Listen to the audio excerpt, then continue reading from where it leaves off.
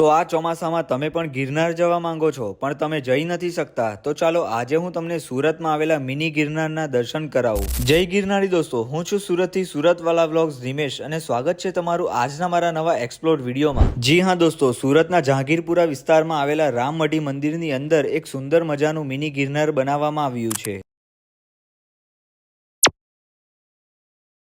અગર દોસ્તો તમે અહીંયા આવો છો તો તમારે મિની ગિરનારના દર્શન કરવા માટે ફક્ત 5 રૂપિયાની ટિકિટ ખરીદવી પડશે।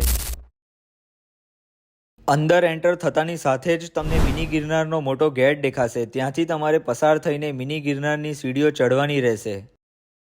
જેમ જેમ તમે મિની ગિરનારની સીડીઓ ચડીને ઉપર જાઓ છો ત્યાં તમને સતી રાણક દેવીના હાથના પંજાનો નિશાન પણ જોવા મળે છે। મંદિરના ટોચ પર પહોંચતા જ ઘણા બધા જૈન મંદિરો અને હિન્દુ ધર્મના દેવી દેવતાઓના નાના મોટા મંદિરો પણ જોવા મળે છે।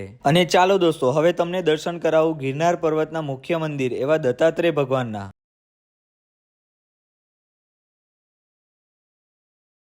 આ જગ્યાની એક ખાસ વાત તો એ છે કે મિની ગિરનાર પર્વતના નીચે એક મોટી ગુફા પણ બનાવવામાં આવી છે, જેના નીચે ઘણા બધા દેવી દેવતાઓના મંદિરો આવેલા છે, જેના તમે દર્શન પણ કરી શકો છો। દોસ્તો આ છે મિની ગિરનાર પર્વતના ઉપરથી ભવનાથ તળેટીનો સુંદર નજારો।